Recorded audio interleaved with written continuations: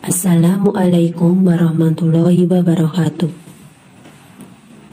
Kami dari kelompok 1 yang beranggotakan Ika Nurhayati dan Nurtitara Dewi Rahmawati.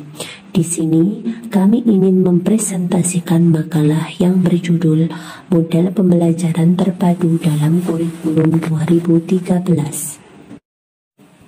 Yang pertama, pengertian pembelajaran tematik terpadu.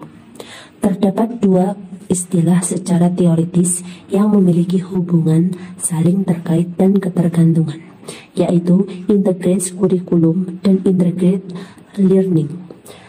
Kurikulum terpadu adalah kurikulum yang menggabungkan sejumlah disiplin ilmu melalui pemaduan isi, keterampilan, dan sikap. Yang kedua, yaitu karakteristik pembelajaran tematik terpadu. Yang pertama, pembelajaran terpadu berpusat pada siswa atau student center. Peran guru lebih banyak sebagai fasilitator. Yang kedua, pembelajaran terpadu dapat memberikan pengalaman langsung kepada siswa atau direct experiences. Yang ketiga, dalam pembelajaran terpadu, pemisahan antar mata pelajaran menjadi tidak begitu jelas. Yang keempat, pembelajaran terpadu menyajikan konsep-konsep dari berbagai mata pelajaran dalam suatu proses pembelajaran. Yang kelima, pembelajaran terpadu bersifat luas atau fleksibel. Yang keenam, hasil pembelajaran dapat berkembang sesuai minat dan kebutuhan siswa. Model pembelajaran ada 3. Yang pertama, jaring laba-laba.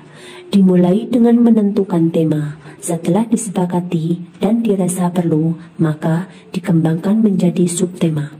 Yang kedua, model terhubung, mengoneksikan beberapa konsep, beberapa keterampilan, beberapa sikap, atau bahkan gabungan seperti keterampilan dengan sikap yang terdapat pada mata pelajaran tertentu. Yang ketiga, model terpadu, dengan cara memadukan konsep-konsep dalam matematika, sains, bahasa, dan seni, serta pengetahuan sosial. Adapun kelebihannya, pembelajaran tematik terpadu, yang pertama, pengalaman dan kegiatan belajar akan selalu relevan dengan tingkat perkembangan siswa. Yang kedua, kegiatan bersifat programis sesuai dengan permasalahan yang sering ditemui siswa dan sesuai dengan minat dan kebutuhan anak. Yang ketiga, seluruh kegiatan belajar lebih bermakna bagi siswa, sehingga hasil belajar bisa bertahan lebih makna. Yang keempat, menumbuhkan keterampilan berpikir dan mengembangkan keterampilan sosial pada anak. Sedangkan kekurangan pembelajaran tematik terpadu yaitu 1. Kompetensi dasar yang harus dicapai oleh siswa dalam kurikulum sekolah dasar tahun 2004 masih terpisah-pisah ke dalam mata pelajaran yang ada. Yang kedua, dibutuhkan sarana dan prasarana belajar yang memadai untuk mencapai kompetensi dasar secara maksimal. Yang ketiga, belum semua guru sekolah memahami konsep pembelajaran terpadu ini secara utuh. Terdapat 4 sumber media belajar.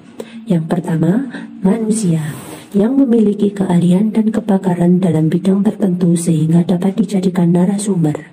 Yang kedua, e-book, buku elektronik yang dapat didownload di Google dan dapat membeli melalui aplikasi online. Yang ketiga, lingkungan yang mampu memberikan pengkondisian belajar. Yang keempat, perpustakaan digital, kumpulan bahan pustaka dalam bentuk elektronik. Media pembelajaran tematik terpadu. Yang pertama, buku cetak. Bagian dari media cetak yang biasa digunakan untuk memberi informasi dan ilmu pengetahuan kepada pembaca. Yang kedua, WPAP, Wedas Pop Art Portrait. Media yang berbentuk gambar kombinasi berbagai warna sehingga dapat menarik untuk dilihat. Yang ketiga, komik, selebaran kertas yang berisi tulisan dan gambar untuk memberikan keterangan singkat tentang suatu masalah. Yang keempat, PowerPoint, program aplikasi yang terdapat pada komputer maupun HP Android yang banyak digunakan untuk keperluan presentasi. Yang kelima, YouTube, situs jejaring sosial yang memungkinkan pengguna mengunggah, menonton, dan berbagi video. 6. Multimedia, kombinasi dari berbagai media yang terdiri dari teks, grafik, gambar diam, animasi, suara, dan video. Manfaat pembelajaran tematik terpadu. 1. Menggabungkan berbagai mata pelajaran akan terjadi penghematan karena tumpang tindih materi dapat dikurangi bahkan dihilangkan. Yang kedua, siswa melihat hubungan-hubungan yang bermakna sebab materi pembelajaran lebih berperan sebagai sarana atau alat. Yang ketiga, meningkatkan taraf kecakapan berpikir siswa. Yang keempat, memungkinkan pembelajaran yang terpotong-potong sedikit sekali terjadi. Yang kelima, memberikan penerapan dunia nyata. Yang keenam, pemaduan antar mata pelajaran diharapkan penguasaan materi akan semakin baik dan meningkat. Yang ketujuh, pengalaman belajar antar mata pelajaran sangat positif untuk memberi pendekatan menyeluruh pembelajaran terhadap pengembangan ilmu pengetahuan. Yang kedelapan, memotivasi dapat diperbaiki dan ditingkatkan dalam pembelajaran antar mata pelajaran. Yang kesembilan, membantu menciptakan struktur kognitif atau pengetahuan awal siswa. 10. Terjadi kerjasama yang lebih meningkat antar guru dan siswa. Demikianlah presentasi dari kami. Kurang dan lebihnya kami mohon maaf yang sebesar-besarnya. Semoga bermanfaat. Terima kasih. Wassalamualaikum warahmatullahi wabarakatuh.